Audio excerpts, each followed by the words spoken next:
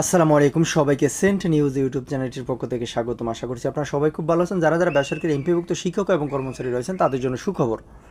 কারণ আজকের যে খবরটি সেটা দেখলে আপনি আসলে খুশিতে আত্মহারা হয়ে যাবেন যে আপনাদের এতদিনের যে পরিশ্রম আন্দোলন সেটা কিন্তু সার্থক হয়ে গেছে। কারণ হচ্ছে আপনাদেরকে সরকারি নিম্ন উৎসব ভাতা, চিকিৎসা ভাতা, বাড়ি ভাড়া, মেডিকেল ভাতা এগুলো কিন্তু দেওয়ার একটা সিদ্ধান্ত হয়ে গেছে এবং এটা কিন্তু অলরেডি সিটি আকারে চলে গেছে।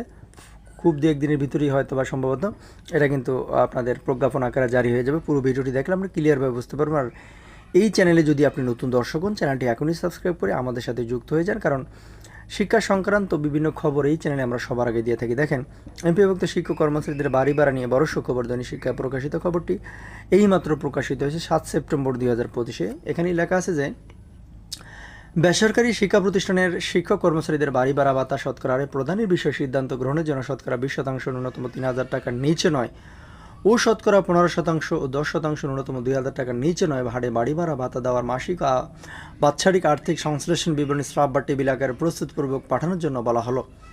তো এরপরে কি লেখা আছে দেখেন যে এমপিভুক্ত শিক্ষক কর্মচারীদের শতাংশ হারে বাড়ি ভাড়া দিতে আর্থিক বিবরণী মন্ত্রণালয়ে পাঠানো হয়েছে। রোববার 7 সেপ্টেম্বর মাধ্যমিক ও উচ্চশিক্ষা অধিদপ্তর মহাশী থেকে এই বিবরণী শিক্ষা মন্ত্রণালয়ের মাধ্যমিক ও উচ্চশিক্ষা বিভাগে পাঠানো হয়। শিক্ষা মন্ত্রণালয় এবং মাধ্যমিক উচ্চশিক্ষা অধিদপ্তর সূত্র দৈনিক শিক্ষা ডটকমকে এই তথ্য নিশ্চিত করেছেন। ব্যয় বিবরণীতে বলা হয়েছে, বেসরকারি শিক্ষা প্রতিষ্ঠানের এমপিভুক্ত শিক্ষক কর্মচারীদের বাড়ি ভাড়া শতকরা হারে দেওয়ার বিশেষ সিদ্ধান্ত গ্রহণের জন্য মূল বেতনের শতকরা 20% ন্যূনতম 3,000 এবং শতকরা 15% ন্যূনতম 2,000, 10% ন্যূনতম 2,000 এবং 5% ন্যূনতম 2,000 হারে বাড়ি ভাড়ার মাসিক ও বাৎসরিক আর্থিক সংশ্লেষণ বিবরণী টেবিল আকারে উপস্থাপন করা হলো।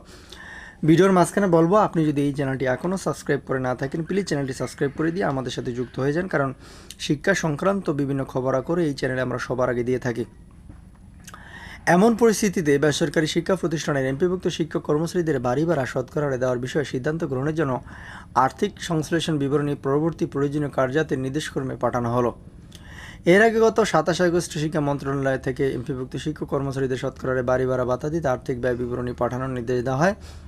সেই চিঠিতে বলা হয়, বেসরকারি শিক্ষা প্রতিষ্ঠানের শিক্ষক কর্মচারীদের বাড়ি ভাড়া ভাতা শতকরা হারে প্রদানের বিষয়ে সিদ্ধান্ত গ্রহণের জন্য শতকরা 20% ন্যূনতম 3,000 টাকার নিচে নয় শতকরা 15% ও 10% ন্যূনতম 2,000 টাকার নিচে নয় হারে বাড়ি ভাড়া ভাতা দেওয়ার মাসিক ও বাৎসরিক আর্থিক সংশ্লেষণ বিবরণী স্ল্যাব বা টেবিল আকারে প্রস্তুতপূর্বক পাঠানোর জন্য বলা হলো।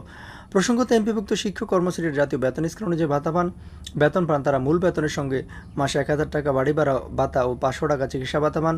এমপিভুক্ত শিক্ষকরা আগে বছরে 25% হারে বছরে 2টি উৎসব ভাতা পেলেও মে মাসে বাড়িয়ে মূল বেতনের 50% করা হয়। এর বাইরে এমপিভুক্ত শিক্ষক কর্মচারীরা বছরে মূল বেতনের 20% হারে বৈশাখী উৎসব ভাতা পান। আশা করি বুঝতে পেরেছেন। আপনাদের প্রতি শুভকামনা। আসসালামু আলাইকুম।